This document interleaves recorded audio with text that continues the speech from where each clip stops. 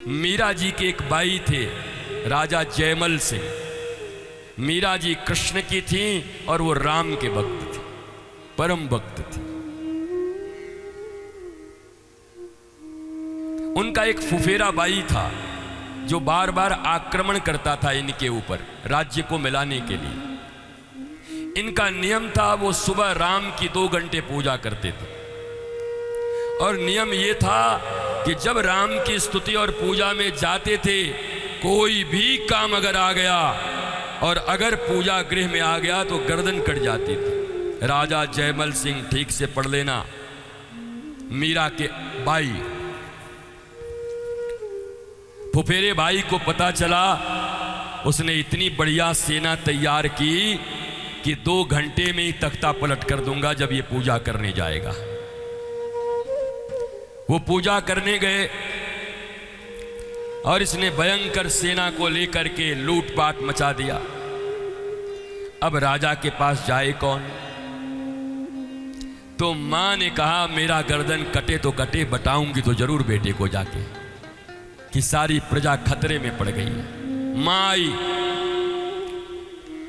जयमल सिंह ने ऐसे देखा, आंखें लाल हुई। चूंकि मैया थी इसलिए कुछ किया नहीं, लेकिन हटे भी नहीं, चुपचाप ऐसे बोले, बेटा युद्ध, और स्तुति में लगे रहे। 2 घंटे के बाद बाहर निकले थे, देखिए कोलाहल मचा हुआ है। मैया ने बताया हमला हो गया है। अस्तबल में गए अपने घोड़े के पास, फटाफट सेना तैयार कराई, अपनी सेना, बाकी तो युद्ध चल ही रहा था। घोड़े के पास गए तो देखा उनका जो निजी घोड़ा था वो हाँफ रहा था, बड़ी तेजी से हाँफ रहा था। आंखें लाल हो गई, मेरे घोड़े की सवारी किसी ने की? किसके हिम्मत जो मेरे घोड़े की सवारी की? कैसे थका ये? महाराज जैसे तैसे करके अपने घोड़े पर बैठकर आगे निकले ही थे कि उधर से उनका फुफेरा भाई जो बगल के देश का राजा था जिसने हमला किया था, उसकी गर्दन ऐसे आधी कटी हुई थी, घोड़ा पर दौड़ते हुए आया और आकर जयमल को कहा कि भैया एक काम कर दो, मैं तो मरने वाला हूं। क्या? बोला तुम्हारा वो सेनापति कहाँ है जो 2 घंटे से युद्ध कर रहा था? बोला मेरा सेनापति कौन? बोला तुम्हारे ही घोड़े से, बड़ा सांवला है, लट घुंघराले हैं और धनुष बाण से 1 मिनट में सारी सेना को बेच दिया, वो कहाँ गया? जयमल सिंह रोने लगे, वाह वाह मेरे राम, मैं तो तेरी पूजा करता था और तूने युद्ध कर दिया मेरी तरफ से। ये सच्ची घटना है, सच्चा इतिहास है राजा जयमल सिंह का। तो निष्ठा रखो तो पूरा रखो, और नहीं तो कर्मठ बनो तो फिर पूरा बनो। जैसे कृष्ण ने अर्जुन से युद्ध कराया, या तो फिर वैसा युद्ध करो, और अगर निष्ठा है तो ऐसा है कि जो मेरी विधि है, जो मेरा प्रेम का समय है, सब लुट जाए, मिट जाए, पर प्रभु राम को छोड़ के मैं जा नहीं सकता। और भगवान राम ने स्वयं राजा जयमल की तरफ से युद्ध किया। उस युद्ध को सेनापति बन के गए। अब बताओ, ठाकुर जी स्वयं गए होंगे तो आधा तो ऐसे ही देख के।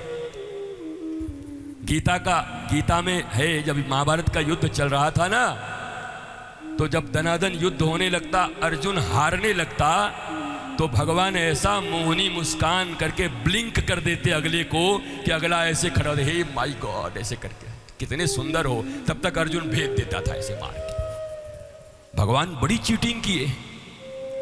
जब जब अर्जुन ढीला पड़ने लगता तो भगवान ऐसी मोहिनी रूप बनाते। अब बताओ, ताज बेगम निकली थी मक्का मदीना जाने के लिए और वृंदावन में रुक गई, वहां पड़ाव पड़ा, तो उसने कहा कि बड़े खुदा के पास जा रही हूं तो हिंदुओं के छोटे खुदा को भी एक बार देख लूं।